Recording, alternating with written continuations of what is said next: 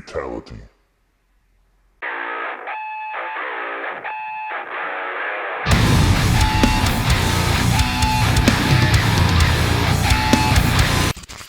So Mortal Kombat Annihilation tells the story of Earth's protectors going against Shao Kahn, the Emperor of the Outworld, as he attempts to destroy Earthrealm.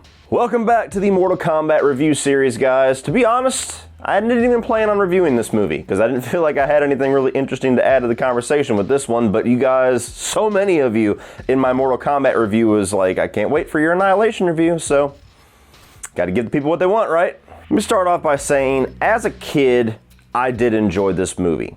I saw it in theaters with my dad. I think my dad even pretended to like it in theaters just to kind of encourage me because I was having so much fun with it. I remember watching it a lot on VHS.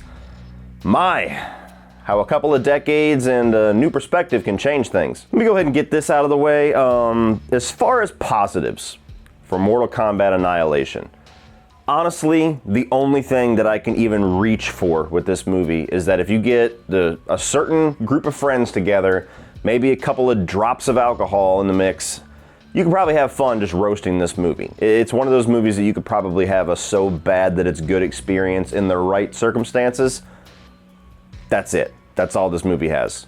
That's all I got. But as far as negatives with Mortal Kombat Annihilation, holy shit. This movie has the worst special effects I think I've ever seen in my life. I mean, and that's saying something. I've seen some bad effects, but for what at the time was a big budget studio film, I cannot think of a better example of a more incompetently made big budget studio movie.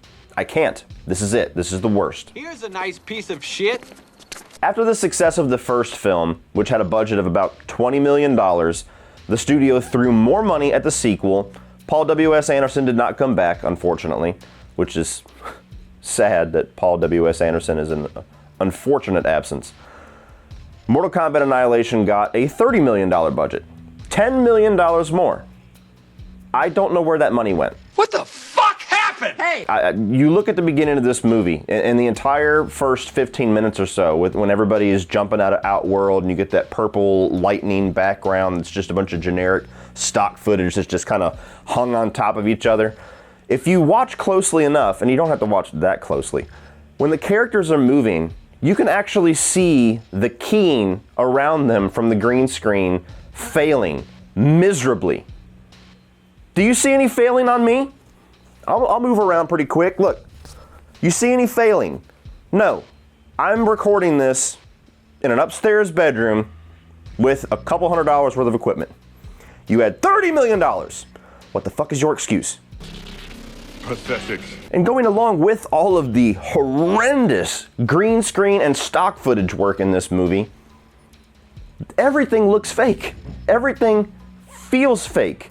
You know this is a fantasy movie. It's a martial arts film, but there's a lot of fantasy, especially in this one.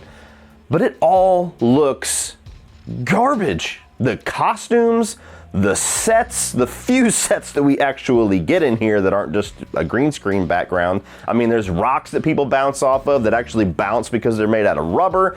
You get maybe one genuine on-location shot in this movie that's a blink and you'll miss it scene.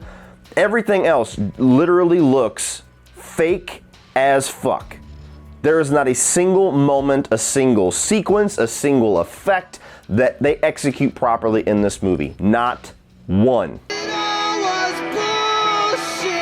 Which begs the question, just again, where did all that money go? Where did that $30 million go? It didn't go to the cast because most of the cast got recast. And the cast in the first movie wasn't exactly top dollar people. I mean, let's be real. I love Christopher Lambert, you know, there can only be one.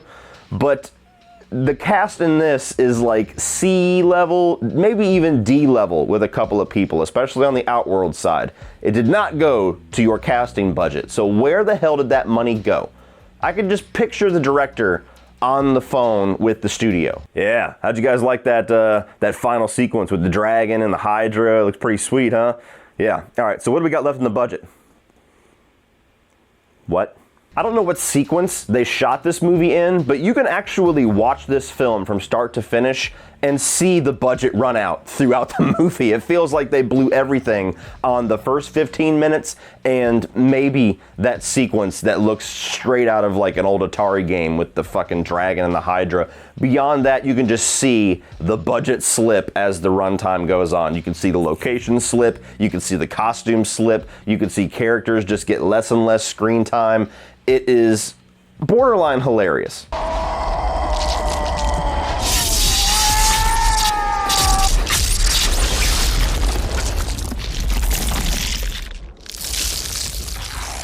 I mean, in the first half an hour, you have Shao Kahn that shows up with an army of ninjas. Later on, he's given this big speech, like fucking Braveheart style, about how they're gonna take over Earthrealm, and there's hundreds of dudes there, hundreds of extras. You get to the end, when there's actually, you know, the whole deal in the balance, where this is it, this is the fight, whoever wins is gonna take Earthrealm. No, those extras are nowhere to be found. They all got their paychecks, they said, oh fuck, we can't afford this anymore.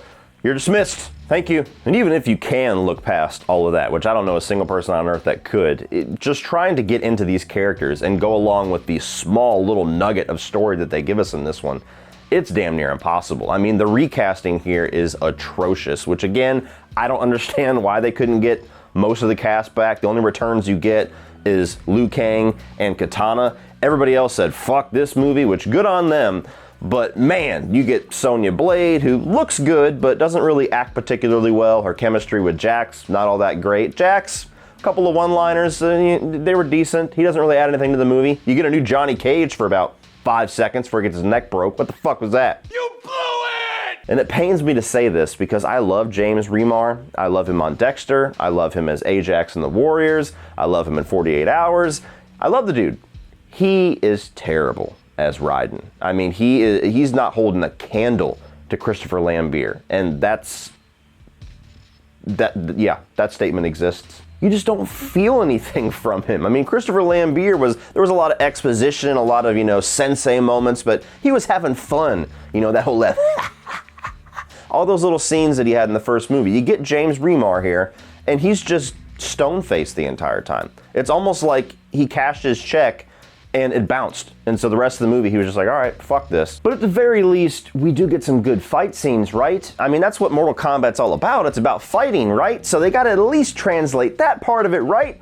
Wrong. Fight choreography is not very good, and it's ruined by the editing. I mean, the editing just destroys any impact that any of these fights possibly could have had. I mean, every single time you're about to make contact with somebody in a fight, they cut away or they change the angle. There's no impact to anything going on. So the characters never really feel like they're in danger. Even in the final fight, you never really feel like there's any kind of weight to what is going on. And when they say, okay, Liu Kang, you won, you're like, how does he win? The dude's still alive. That doesn't make any sense. Even Sub-Zero and Scorpion come back in this. They got fucked over hard in the first movie. They're still fun to watch, but they got fucked over hard in the first movie.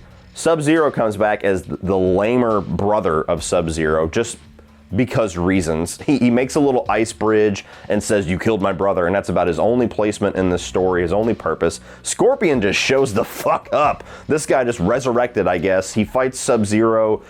That's all we get. Suckers! That's his whole contribution to this.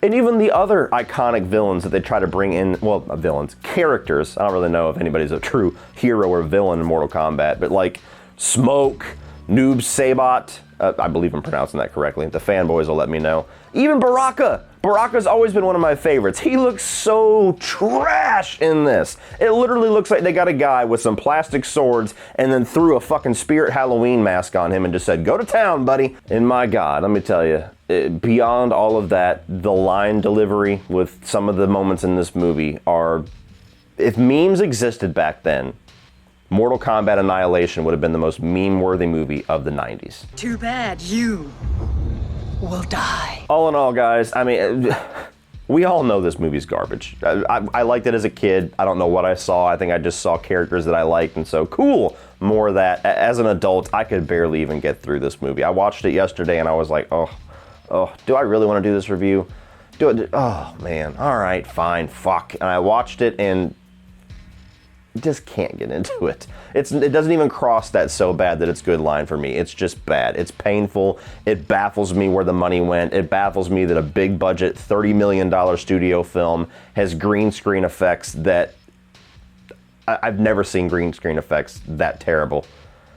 What is this movie? What is this? So if you're a fan of the first film, Mortal Kombat, just start that one back over and watch it again, or better yet, play one of the games, or wait for the new one to come out this Friday and watch that one a couple more times, because there's no way on God's green earth it's going to be anywhere near as bad as this movie is. This is atrocious. This is one of the worst, if not the worst, video game movie I've ever seen in my life. They should be ashamed of themselves for killing this franchise. Fuck this movie.